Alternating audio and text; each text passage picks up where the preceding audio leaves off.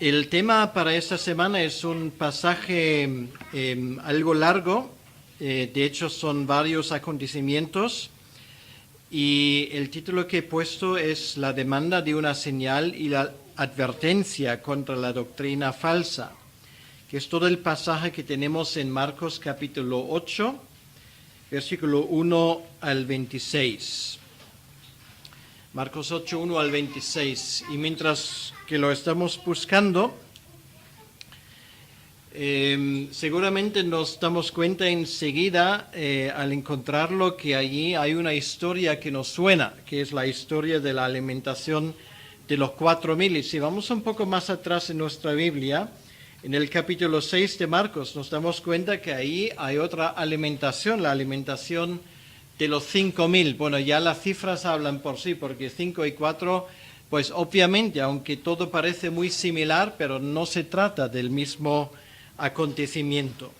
De hecho, lo que podríamos hacer es un poco lo que en algunas revistas de entretenimiento tienen, bueno, cuando ponen dos fotos al lado el uno al otro, dos dibujos, y tienes que buscar 10 diferencias entre una y otra. ¿A que sí? Es que hay gente que le encanta ese tipo de cosas, a mí me trae de cabeza, pero pues los que tienen ahí sentido de policía, pues al final pues están con los 10. Bueno, aquí tenemos algo por el estilo. De hecho, si a alguien le apetece, podría hacerlo por la tarde, mirar y encontrar por lo menos 10 diferencias entre ambas historias, porque las hay.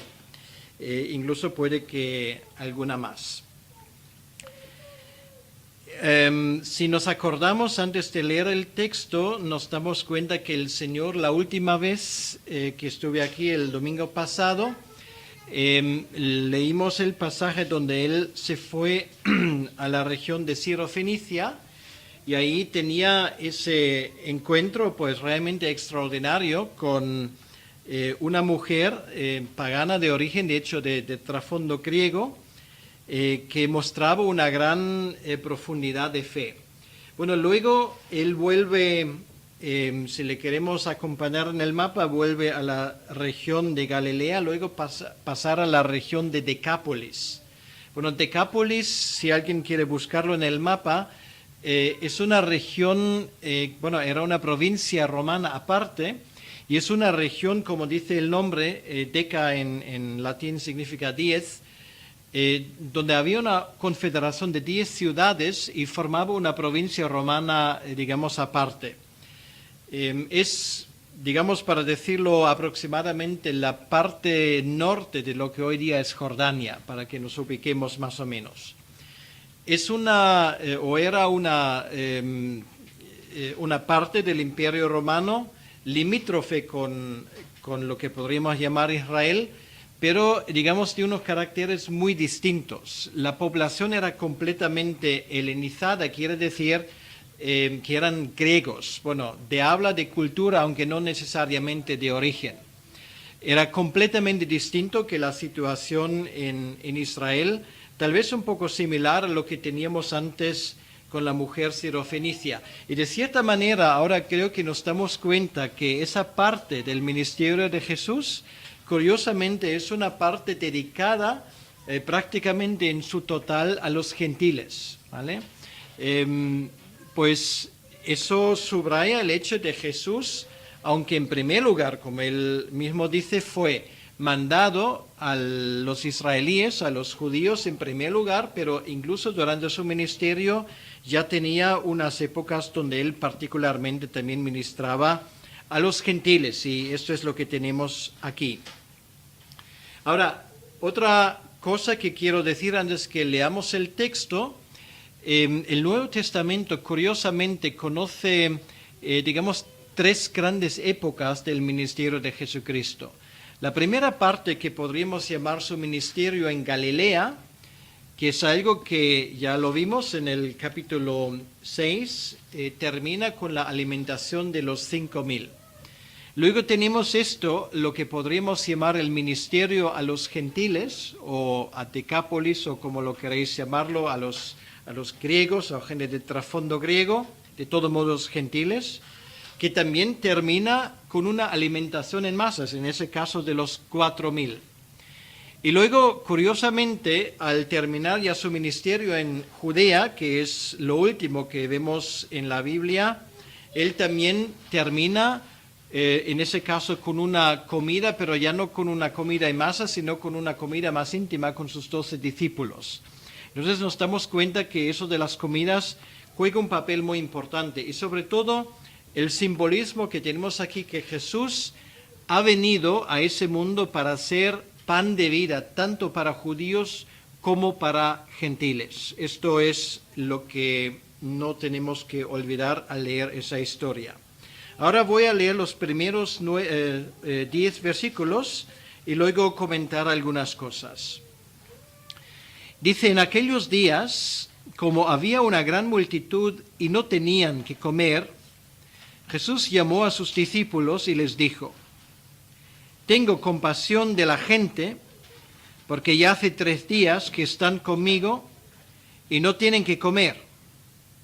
Y si los enviaren ayunas a sus casas, se desmayarán en el camino, pues algunos de ellos han venido de lejos. Sus discípulos le respondieron, ¿de dónde podrá alguien saciar de pan a estos aquí en el desierto? Él les preguntó, ¿cuántos panes tenéis? Ellos dijeron 7.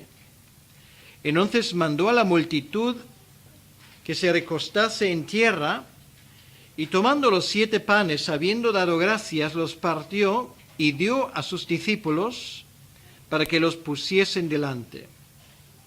Y los pusieron delante de la multitud. Tenían también unos pocos pececillos, y los bendijo y mandó que también los pusiesen delante.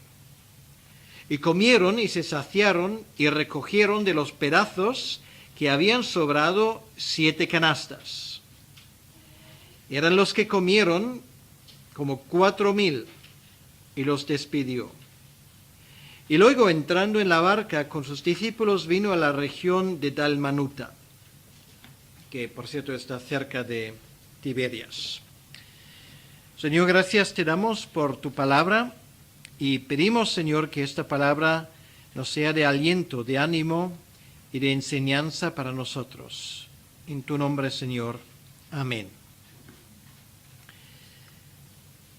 Esto es la historia de la alimentación de los 4,000 y cuando vimos la primera vez que Jesús hace ese tipo de milagros con los 5,000 al final de su ministerio en Galilea, nos damos cuenta que si lo comparamos con los textos paralelos, en su momento dije que es el único milagro que los 4 evangelistas nos cuentan. O sea, lo tenemos en cada uno y es el único que los 4 coinciden en contar. Y eso ya nos enseña que por sí tiene que tratarse de un milagro de suma importancia por su significado. ¿Por qué? Bueno, lo que Jesús nos quiere enseñar con esto es lo que dije antes, Él es el pan de la vida.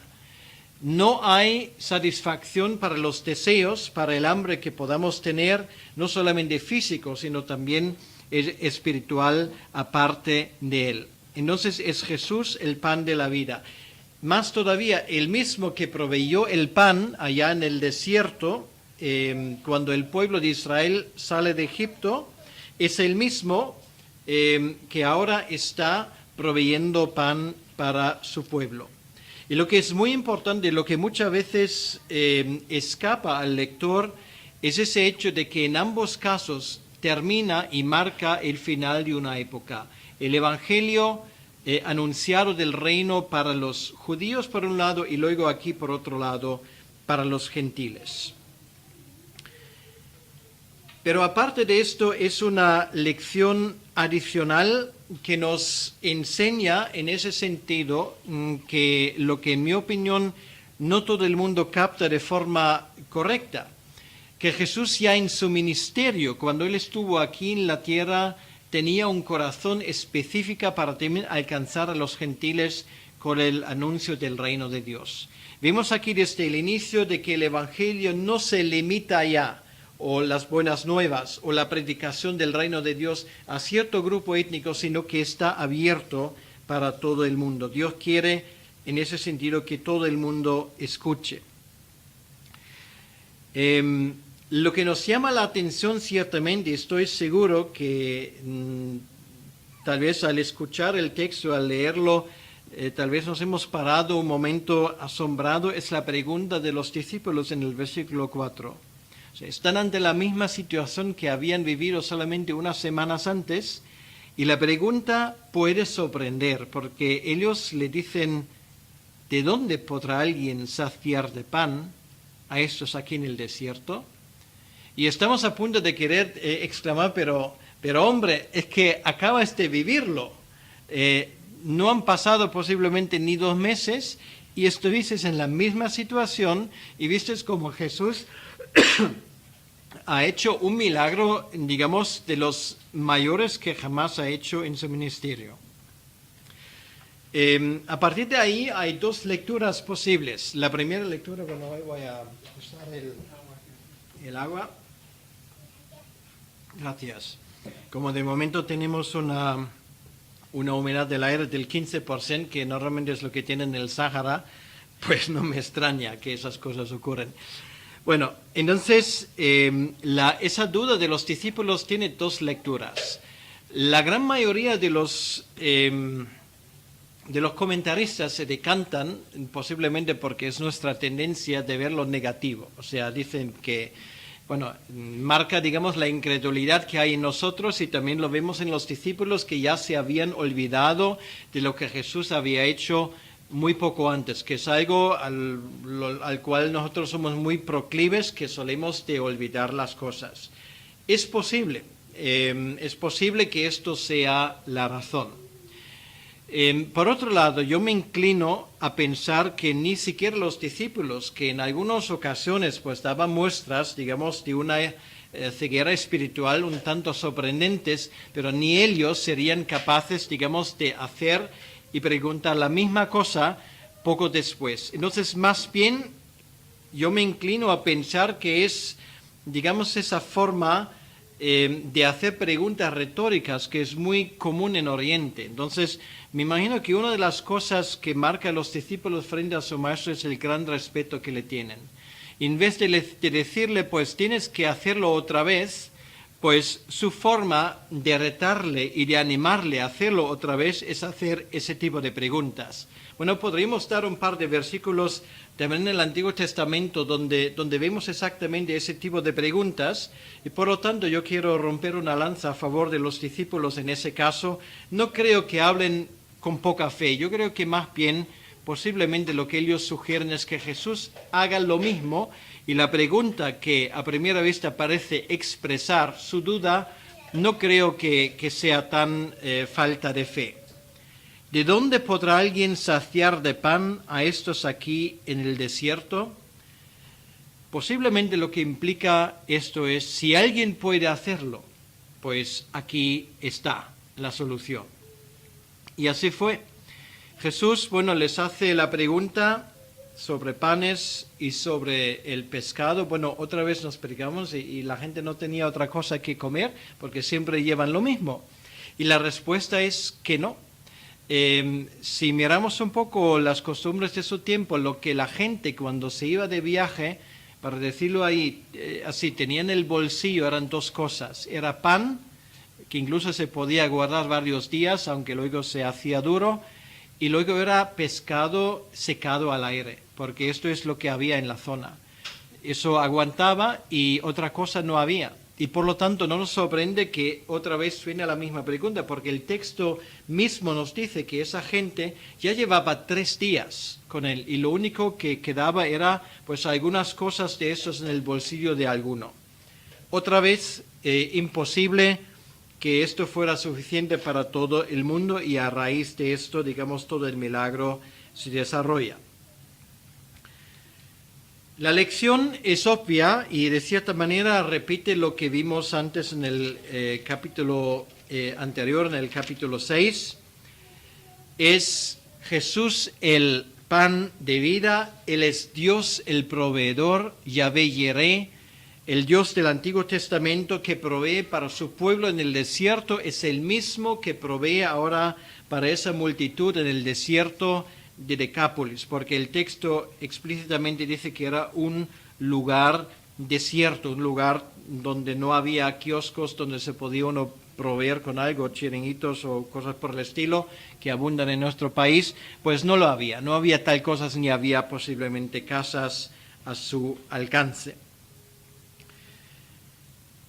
Otra vez, los discípulos también con su pregunta implican que desde luego ellos no serían capaces de resolver el tema. Y esto me parece muy importante porque, aunque tuvimos la misma lección poco antes, si Jesús lo repite, pues será por algo, y por lo tanto nosotros también lo repetimos aquí en esta mañana. La gran lección es simplemente la gente que tiene hambre y sed de justicia y de verdad, y esto en 2000 años no ha cambiado. Nosotros, por nuestros propios esfuerzos, no vamos a ser capaces de ofrecerles nada. Y esto es algo, si abrimos cualquier periódico, vemos cualquier programa de actualidad, es algo que nos damos cuenta enseguida. Cada cual opina y el opinar es gratis, pero nos damos cuenta que la gente pues sigue insatisfecho. La gente pues no tiene la vida por donde agarrarlo. Quiere decir que hay tanto enigma, hay tanto desengaño, que el sentir general, y no solamente hoy en día, sino esto también fue hace 2000 años, es que tiene que haber algo más. Y las soluciones que ofrecen los políticos o los filósofos o los listos de turno son, al fin y al cabo, soluciones que no satisfacen, que la gente se da cuenta que tiene que haber algo más en la vida. ¿Y cuántas veces no hemos escuchado esto? Precisamente esa expresión, tiene que haber algo más. Esto no puede ser todo. El levantarse por la mañana, el ir a trabajar, el volver por la tarde, el buscar algo para cenar y acostarse otra vez para levantarte el siguiente día, y lo único que deseas es que llegue el fin de semana, y es lo mismo, es salir el viernes por la noche o el sábado por la mañana en un atasco de aquí te espero, luego pues otro atasco en el lugar a donde vas, y luego vuelves y estás otra vez en un atasco para luego el lunes por la mañana volver otra vez a trabajar. Bueno, obviamente estoy tal vez exagerando un poco, pero al fin y al cabo mucha gente se para y dice, ¿y esto? ¿Esto es todo lo que hay? ¿Para esto he nacido? ¿Para esto llevo mi vida? La gente en aquel entonces no conocía atascos ni tenían el ajetreo, digamos, que nosotros tenemos hoy en día, pero también tenían sus rutinas. Y se habrán hecho exactamente la misma pregunta. ¿Y esto es todo? ¿Esto es la vida? Y obviamente lo que se dan cuenta es Jesús habla de otra manera. No solamente habla acerca de Dios, sino habla como alguien que conoce a Dios, que no es lo mismo. Hay mucha gente hoy en día que habla acerca de la felicidad, habla acerca de pues algo que da un sentido a la vida, y si podríamos mirar a su interior nos daríamos cuenta, hablan como un ciego puede hablar de colores. Sin embargo, aquí habla alguien que no habla acerca, sino habla por propio conocimiento. Y por lo tanto la enseñanza de Jesús era radicalmente distinta. Y esto es la gran esperanza que tenemos también para nosotros hoy en día. Nosotros, en cuanto nosotros nos atrevemos, siendo cristianos, de ofrecer algo nuestro, no seremos diferentes de todos los demás. Quiere decir que nuestras soluciones, con muy bien pensados que sean, no sirven para nada, no sirven más que las soluciones que otros ofrecen. Es en la medida que prediquemos y que compartamos la palabra de Dios que realmente seremos distintos y daremos a la gente algo del cual realmente puede alimentarse. Y esta sed y ese deseo de tener algo distinto está muy en el fondo del corazón.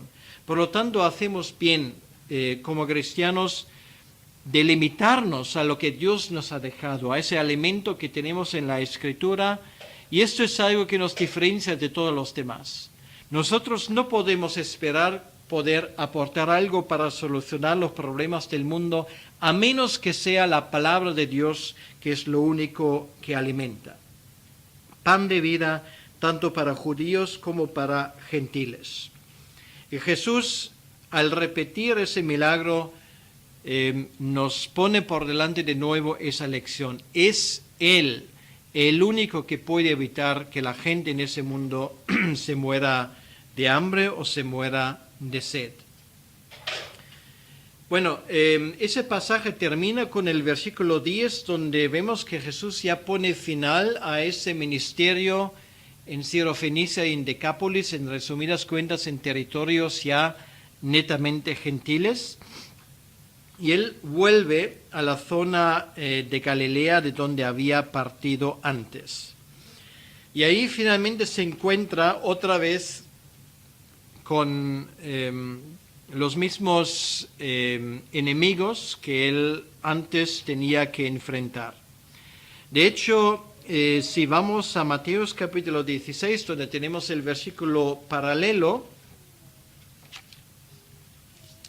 de este acontecimiento, leemos en el versículo 1, vinieron los fariseos y los saduceos para tentarle. Aquí dice simplemente, vinieron entonces los fariseos y comenzaron a discutir con él. Marcos no menciona a los saduceos, pero el evangelista Mateo añade ese detalle. Es muy curioso. ¿Por qué? Bueno, porque los fariseos y los saduceos eran como aceite y agua. No se llevaban bien. Los saduceos eran lo que podríamos llamar los racionalistas de aquel entonces. Ellos negaron todo lo milagroso, no creyeron en lo sobrenatural. Bueno, creyeron de alguna manera en Dios, pero por ejemplo negaron rotundamente la existencia de ángeles, negaron la existencia de demonios, no creyeron en la resurrección. Eran muy, también en ese sentido, helenizados, muy influenciados por la filosofía griega y estaban, si uno quiere llamarlo así, teológicamente en las antípodas de los fariseos. Sin embargo, están ahí los fariseos también. Y esa alianza contra la naturaleza nos dice algo mucho sobre los que van en contra del Evangelio. Pues es algo que también vemos hoy en día, a veces alianzas extrañas entre gente que por un lado son muy religiosos y por otro lado los racionalistas. Y en lo que se ponen de acuerdo es que el Evangelio no se debe predicar. Entonces se ponen de acuerdo es que el Jesús histórico, la resurrección histórica en ese sentido nunca ha pasado. Hay mucha religiosidad por un lado y hay mucho racionalismo por otro lado, y a veces pues ambas cosas se juntan siempre cuando hay que aplastar a aquellos que predican la palabra de Dios. Es algo que no ocurre pocas veces también hoy en día. Pero empecemos con el versículo 11 al 13 y voy a leer este pasaje. Vinieron entonces los fariseos y comenzaron a discutir con él, pidiéndole señal del cielo para tentarle. Y gimiendo en su espíritu dijo, ¿por qué pide señal esta generación? De cierto os digo que no se dará señal a esta generación. Y dejándolos, volvió a entrar en la barca y se fue a la otra ribera. Quiere decir, la estancia ahí duró bien poco. Le piden esa alianza de fariseos y saduceos una señal del cielo. Bueno, ¿esto qué quiere decir? Bueno, obviamente lo que ellos dicen que queremos ver una señal, digamos que es una señal extraordinaria. Alguien puede decir, bueno, más extraordinaria que dar de alimento a 5,000 personas, más extraordinario que sanar mudos, que sanar ciegos, de sanar paralíticos. Ellos piden una señal del cielo. Quiere decir, lo que ellos implican con esto es que tú eres un charlatán. O sea, lo que has hecho, lo has hecho, bueno, algún truco te habrás sacado de la manga para hacer todo lo que has hecho. De la misma manera como hoy en día los críticos de los milagros de la Biblia pues buscan cualquier explicación para explicar, por ejemplo, el milagro de los 5,000 o de los 4,000 o de otros milagros de forma racionalista. Entonces nos damos cuenta que también dentro del fariseo hay un racionalista saduceo y dentro de los saduceos hay un hipócrita fariseo. Pues la misma historia se repite hoy en día miles de veces. Pues los fanáticos religiosos se juntan con los racionalistas y le piden una señal del cielo. Pero si los saduceos ni siquiera creyeron en el cielo, ¿qué quieren entonces? Pues no quieren nada. Lo único que quieren es buscar algo para desprestigiarle. Si él hubiese podido caer fuego del cielo, igual ellos hubiesen encontrado una solución racionalista que satisfacería sus propios pensamientos. No ha cambiado nada hasta el día de hoy. El mundo, en su rechazo frontal a Jesucristo, se pone de acuerdo y da igual de qué cambio ideológico vienen. Aquí una alianza entre racionalistas y religiosos. Gente que se considera religiosa y cristiana, y también los racionalistas de este tiempo hoy en día, unidos en su rechazo del Evangelio enseñado en la Biblia. Nos enseña algo sobre la oscuridad del corazón humano. Y lo vemos en los evangelios una y otra vez. La gente, ante la abrumadora prueba de la presencia divina, no se les ocurre otra cosa que rechazarlo.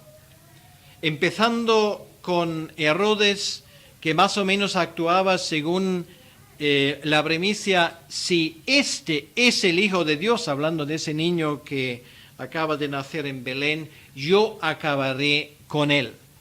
Y pasando y terminando tal vez con esa parábola de los dueños, de los trabajadores de la viña, que de cierta manera sacaron su puño contra el cielo para gritar: no queremos que éste reine sobre nosotros.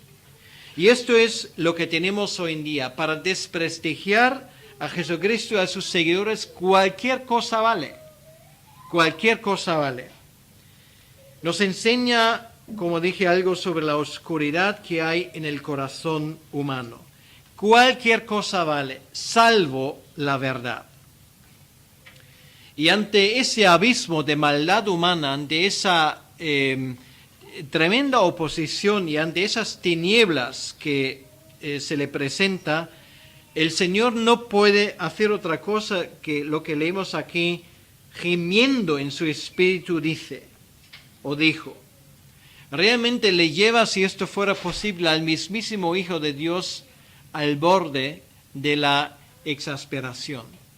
Jesucristo sufre cuando Él ve hasta qué punto el género humano es capaz de rechazar las evidencias claras de que Él había venido por parte del Padre. Gime en el espíritu ante la maldad del corazón humano que está a un paso del infierno, que su destino pende de un hilo, y ni siquiera con esto es capaz de reconocerle como Señor y Salvador. Vemos que los fariseos, con todo su conocimiento de las Escrituras, con toda su inteligencia, o los saduceos con toda su perspicacia, no eran capaces de ver la luz que tenían justamente delante de sus narices.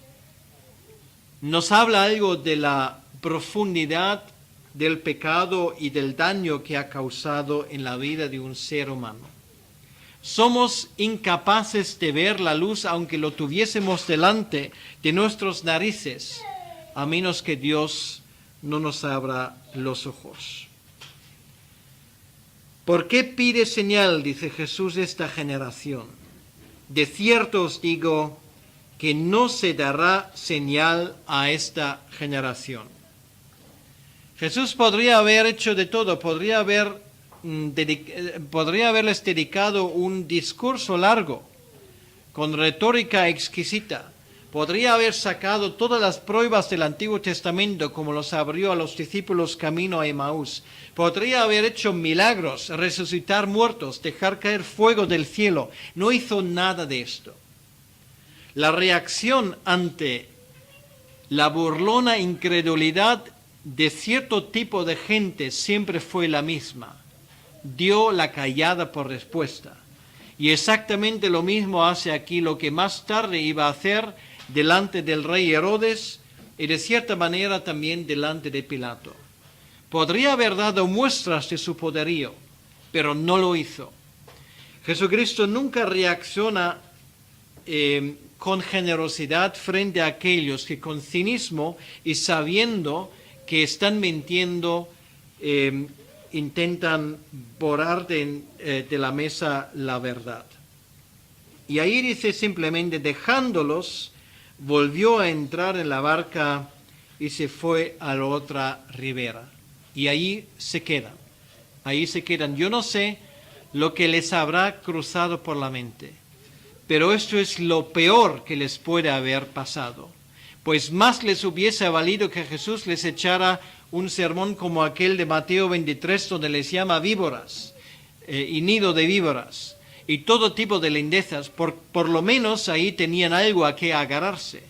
Aquí simplemente da la vuelta y se va.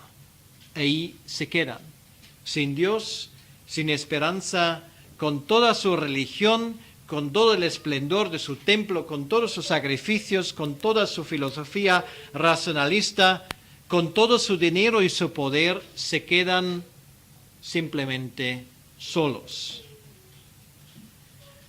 La incredulidad tampoco se deja convencer por un milagro. Esto es la gran lección de Lucas 16:31, cuando Jesús dice, si no creen a Moisés, si no creen a lo que, lo digo así en mis palabras, está escrito en la Biblia, tampoco se van a dejar persuadir si alguien hace un gran milagro. ¿Qué es nuestra actitud frente a los pecados y la incredulidad del mundo? A nuestro Señor le causa un impacto, gime en su espíritu. A veces, cuando el mundo nos rechaza, nos puede dar rabia, nos puede causar indiferencia. O realmente todavía sufrimos cuando vemos que el mundo rechaza el único evangelio, el único mensaje que le puede salvar. Lo que es importante es darnos cuenta que esa tristeza que se expresa en esa reacción del Señor gimiendo ante la incredulidad debería marcar a ti y a mí también frente a la reacción del mundo. No rechazo por nuestra parte, no indiferencia, no sacudirnos el polvo de nuestros vestidos y decir, bueno, haya ellos, sino gemir. Gemir realmente y estar triste por la profundidad de la incredulidad en un corazón humano. Esa generación que nos rodea, que a veces se cree tan superior, tan inteligente, pues van camino a un destino cierto, que es el infierno. Y el cristiano que no se da cuenta de esto y que de vez en cuando le causa por lo menos alguna lágrima, algún gemido de estos que vienen de lo profundo del corazón, es un cristiano que no siente ni tiene amor por los perdidos. Era John Knox, del cual se cuenta esa oración famosa cuando se dirige a Dios y le dice, Dios, dame Escocia o me muero. Es esto, ese deseo de ver a gente a los pies de Cristo, cueste lo que cueste. Y nos causa un dolor al ver con qué orgullo el mundo pasa olímpicamente de las promesas de Cristo.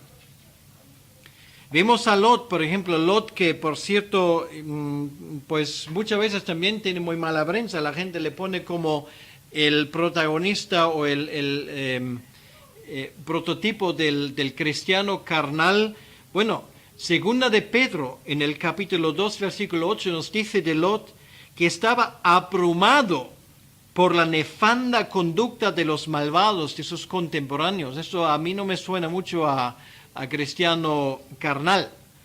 Estaba abrumado por la nefanda conducta de los malvados, porque este justo que moraba entre ellos, o sea, Pedro le llama justo, nada de cristiano carnal, que moraba entre ellos, afligía cada día su alma justa, viendo y oyendo los hechos inicuos de ellos. Es el sufrimiento de una persona que sabe quién es Dios, que conoce a Dios y sufre porque se da cuenta que la generación que está alrededor de él no va por el mismo camino. La reacción de él no es indiferencia, la reacción de él no es sentirse superior, la reacción es sufrimiento. Y Pablo también dice de su propio pueblo, de los judíos, de los fariseos, de los cuales él formaba parte: tengo gran tristeza y continuo dolor en mi corazón. ¿Por qué? Porque ellos rechazan el Evangelio. En ese sentido, en la vida de un creyente siempre se mezcla la felicidad sobre la salvación que nos ha llegado con una profunda tristeza y un sufrimiento al darnos cuenta que estamos rodeados de millones de personas que no tienen esperanza, que no tienen salvación y que van rumbo a un eterno juicio si no hay cambio en su vida. Solamente el corazón que no sabe nada del amor de Dios es indiferente y frío como una piedra, por lo que se refiere al estado espiritual de sus amigos y vecinos. Eso sí que nos debería causar más de una preocupación. Hemos visto con que incluso muchos cristianos, y bueno, no digo que esté mal, pero como hemos seguido el Mundial con tanto entusiasmo y estábamos ahí nerviosos a ver si la selección gana o si no ganan o si nos meten un gol en el último momento, la misma pasión en algún momento lo tenemos por aquellos que se van a un infierno y no solamente pierden un partido de fútbol, sino pierden su propia vida, y eso a goleada. Nos causa también inquietud y preocupación, o por lo contrario nos causa el mismo gozo y el mismo júbilo al ver finalmente que alguien llega a los pies de Cristo. El Señor aquí no les da ninguna señal, porque sabe en su corazón que incluso una señal milagrosa no cambiará el rumbo de su vida. Hasta tal punto puede llegar la cerradura de un corazón humano. Y ahora, a raíz de esto, el Señor da una seria advertencia contra la falsa doctrina. Y por eso antes escuchamos ese pasaje de Deuteronomio capítulo 13, que es un pasaje que nos advierte ya en el Antiguo Testamento de los peligros de la falsa doctrina. Pues, habiendo visto lo que acaba de pasar, estoy seguro que también a los discípulos les habrá cruzado por la mente la pregunta: ¿y por qué actúa así? ¿Y por qué los fariseos actúan así? Y Jesús les dice lo siguiente. Bueno, seguimos en el versículo 14. Habían olvidado de traer pan y no tenían sino un pan consigo en la barca. Y él les mandó diciendo: mirad, guardaos de la levadura de los fariseos y de la levadura de Herodes. Y eso es curioso, es que de verdad los discípulos eran muy especiales, porque esto es lo que se llama un diálogo de sordos, ¿vale? Jesús dice una cosa, pero ellos entienden otra cosa completamente distinta. Yo no sé si le habrá cruzado por la mente de que habían comprado el pan en la panadería equivocada o cosas por el estilo, pero dice aquí, discutían entre sí diciendo: es porque no trajimos pan. O sea, esto no era el tema realmente, en absoluto. Y entiéndolo, Jesús les dijo: ¿qué discutís porque no tenéis pan? ¿No entendéis ni comprendéis? ¿Aún tenéis endurecido vuestro corazón? Teniendo ojos no veis y teniendo oídos no oís y no recordáis. Cuando partí los 5 panes entre 5,000, ¿cuántas cestas llenas de los pedazos recogisteis? Y ellos dijeron 12. Y cuando los 7 panes entre los 4,000, ¿cuántas canastas llenas de pedazos recogisteis? Y ellos dijeron 7. Y los dijo: ¿cómo aún no entendéis? Realmente una historia muy interesante. Están otra vez en el barco y cruzan otra vez al otro lado del lago de donde acaban de salir. Aunque habían recogido muchos restos del milagro de los panes, se habían olvidado de llevarse este pan. Pues me imagino que por todo lo que pasó lo habían dejado ahí en la orilla, me imagino. Entonces solamente les quedaba uno. Y Jesús les dice, cuidaos de la levadura de los fariseos. Jesucristo usa el tema del pan para darles una lección importante. Él empieza a hablarles de la fabricación de pan. Y ellos entienden, vale, ahora Él nos regaña porque no hemos traído pan. Esto era su conclusión. Bueno, Jesús quería decir otra cosa muy distinta. La levadura que se usa en la fabricación del pan es símbolo de mala influencia. Bueno, yo no sé si aquí alguien ha hecho su propio pan en alguna ocasión. Pues lo poco que yo sé que mi esposa lo hace con frecuencia. Y yo sé que a veces me doy cuenta, me extraño, porque hace un tipo de masa a la cual pues se añade un poco de levadura en medio, y esto es increíble porque lo que antes tenías una masa de pan así, de repente se hace así de grande, y luego la amasas otra vez y luego pues empieza a crecer, o sea, se infla literalmente. Bueno, no quiero entrar en todo ese tipo de cosas. Lo que pasa es esto, el pan, por lo menos ese tipo de pan que se hace con levadura, se infla, ¿vale? Y Jesús lo que Él dice aquí es que la mala doctrina, la doctrina equivocada, funciona como la levadura. O sea, metes un trozo en medio de toda la masa y ese poco es suficiente para luego, de cierta manera, contagiar toda la masa.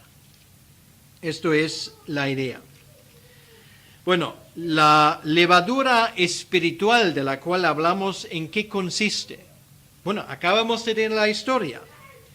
Los fariseos eran hipócritas, pues pretendían profesar una religión que ya en su corazón ni sentían ni la obedecían. En el capítulo 1 del profeta Isaías les dice, y lo dice sobre todo a los líderes de su pueblo, pues un asno y una vaca saben quién es su dueño, pero vosotros os habéis olvidado. Esto era el gran problema de ellos. Los fariseos, aunque pretendían 1000 veces conocer a Dios y servirle, se habían olvidado completamente de quién era su dueño. Era una religión completamente formal, sin verdad en su ejecución. Quiere decir que estaban las formas, pero no había contenido. Pues la levadura de los saduceos era el racionalismo y el materialismo. Solamente creían lo que veían, solamente les interesaba el dinero. ¿Cuándo podían sacar de su trabajo y de lo que ellos representaban? Estaban los de la levadura de Herodes, que buscan el aplauso y los placeres del mundo en vez de obedecer a Dios. Cada uno añade un poco de levadura. Y esa levadura puede cambiar a lo largo de los años. Por eso el Señor en su oración en el jardín de Getsemaní dice, velad y orad. Porque la levadura hoy en día puede ser de otro índole, de otro tipo. En aquel entonces la levadura era una religión, digamos, hipócrita. Y puede que eso todavía tenga su aplicación en ciertos sectores.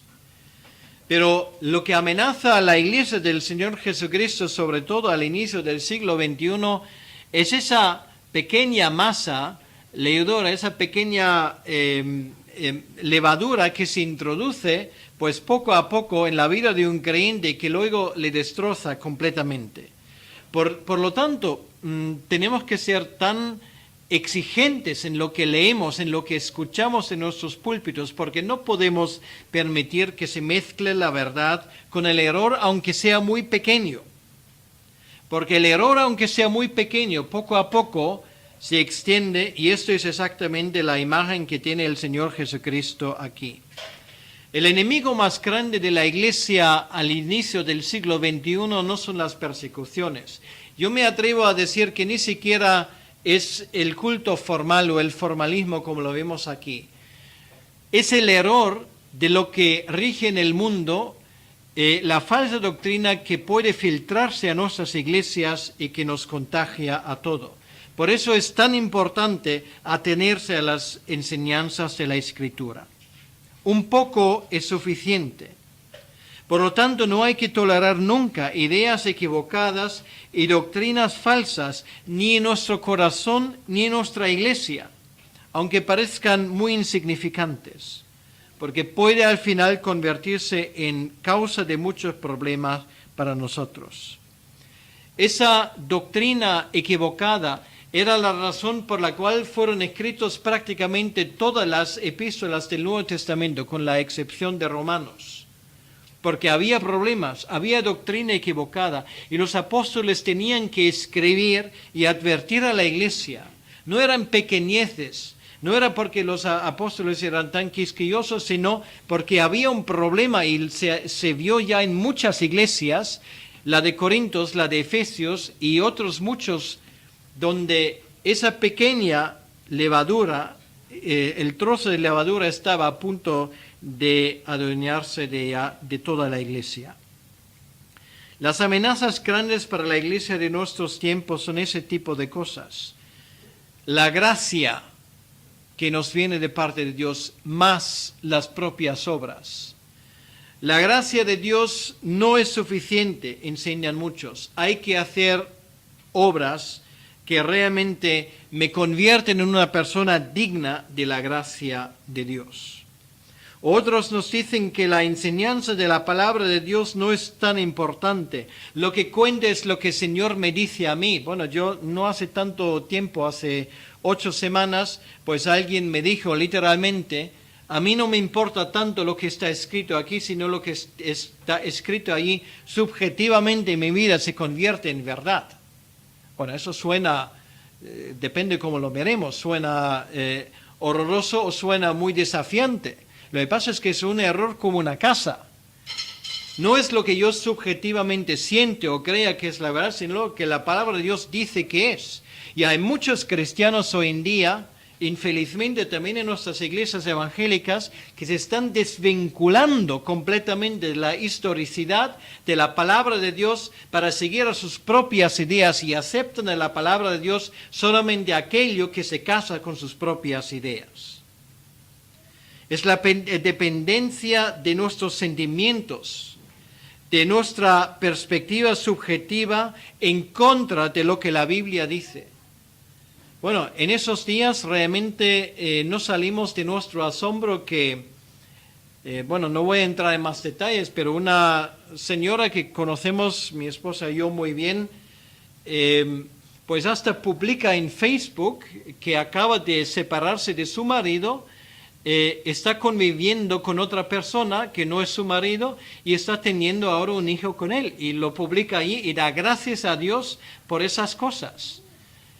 Y me temo mucho que esto no es una excepción. O sea, tampoco voy indagando ahí por Facebook a ver lo que todo el mundo escribe. A mí personalmente me trae sin cuidado de todos modos. Pero eso demuestra un poco al dónde podemos llegar. A llamar a algo que Dios claramente llama pecado una bendición de Dios. ¿Qué lectura de la Biblia estamos haciendo o somos capaces de hacer? Y esto, queridos hermanos, si toleramos estas cosas, pues lo que va a pasar es que poco a poco toda la iglesia se va contagiando. Y el Señor nos advierte de esas cosas. El amor al dinero. Cuando cristianos aunque por un lado profesan un cristianismo muy ortodoxo, están profundamente cautivos por ese amor al dinero, que es su trabajo, que es el dinero que pueden ganar, que es más dinero que pueden ganar, incluso si luego pues cogen el otro trabajo donde tal vez las condiciones sean peores, pero gana más y todo se convierte y todo gira alrededor solamente del dinero. Podríamos hablar del protagonismo, que es una forma de idolatría moderna, también en nuestras iglesias. El pastor protagonista, el pastor idolatrada por todo el mundo, o gente que va de un lugar al otro y lo único que aparece en los pósteres que anuncian es una foto de ellos como están en medio, en el centro de la atención. Ya no es la sencilla predicación de la palabra de Dios. Ya conocemos ese tipo de predicadores estrella que tienen su séquito y tienen casi su club de fans como si se tratara de un cantante famoso. Y podría seguir y seguir y seguir, pues todo esto son amenazas modernas de nuestra iglesia y de la sencilla doctrina de la palabra de Dios. La falta de entendimiento al cual Jesucristo se enfrenta aquí, Él intenta tratarlo con 8 preguntas. Y es muy curioso, no sé si nos hemos dado cuenta que el Señor Jesucristo muchas veces cuando quiere meter el dedo en la llaga, lo hace en forma de una pregunta. Yo no sé si este es el método socrático que Él adapta aquí, pero de todos modos funciona. No lo he contado, pero yo tengo una sospecha. Si juntáramos, digamos, todo lo que Jesucristo dijo, o sea, todo lo que en mi Biblia está imprimido en color rojo, y lo analizáramos, yo estoy seguro que la 4ª parte saldría como pregunta. Jesús pregunta muchas cosas, y aquí lo que vemos son 8 preguntas. 1. ¿Que discutís porque no tenéis pan? 2. ¿No entendéis ni comprendéis? 3. ¿Aún tenéis endurecido vuestro corazón? 4. ¿Teniendo ojos no veis y teniendo oídos no oís? 5. ¿Y no recordáis cuando partí los 5 panes entre 5.000? Pregunta 6. ¿Cuántas cestas llenas de los pedazos recogisteis? Pregunta 7. ¿Y cuándo los 7 panes entre 4.000? ¿Cuántos canastas llenos de los pedazos recogisteis? Y pregunta 8. ¿Cómo aún no entendéis? Es una forma muy efectiva de enseñar a los discípulos, pero ¿cómo es posible que estáis siguiendo mi ministerio paso a paso y no os estáis dando cuenta las cosas que ocurren? Vemos aquí falta de comprensión, dureza de corazón, falta de observación correcta, falta de escuchar bien,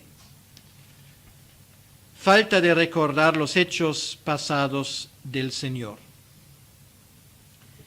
Son preguntas que podríamos llamar preguntas reveladoras, preguntas diagnósticas. Son preguntas que tienen el efecto de si cuando lo respondemos honestamente, nos damos cuenta del estado de nuestra vida. Y esa pregunta final del Señor, ¿cómo aún no entendéis? Bueno, yo lo tomo de forma muy personal.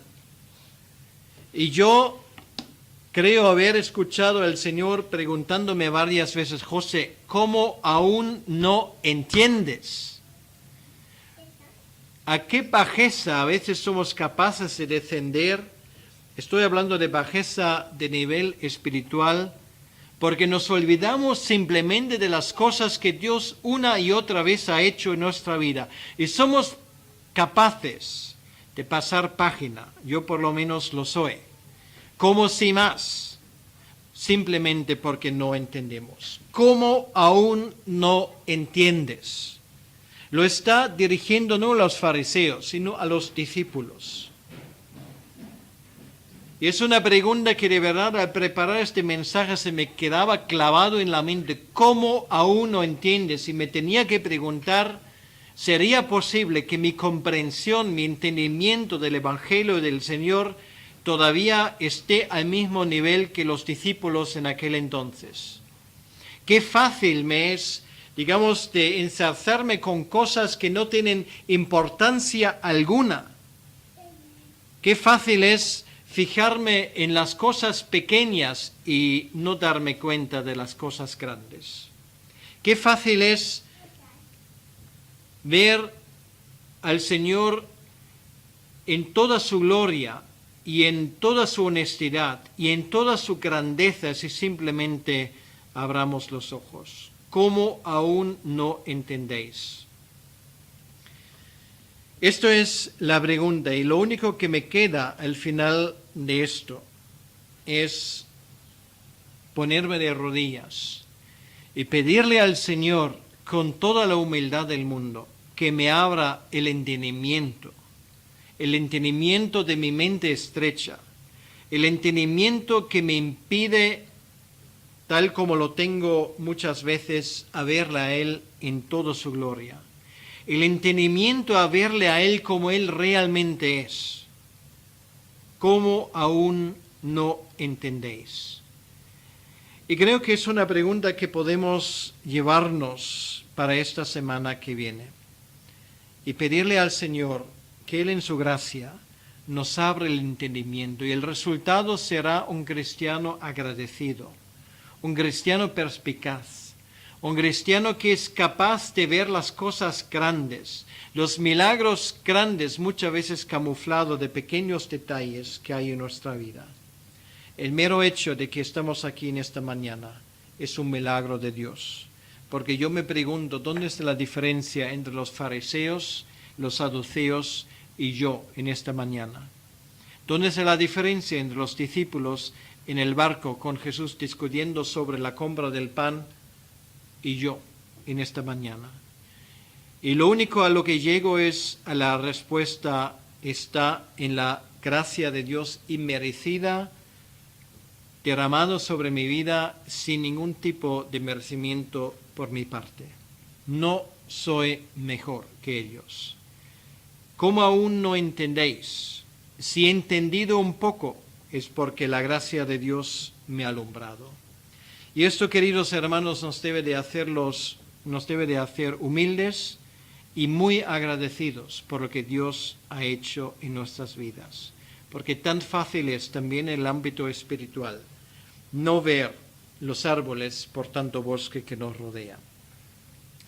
Que el Señor os bendiga en esta mañana y que nos ayude y nos enseñe a todos de entender un poco mejor cómo Él trabaja, la grandeza que Él tiene, el milagro que ha llegado a nuestras vidas por pura gracia de Él. Que el Señor os bendiga.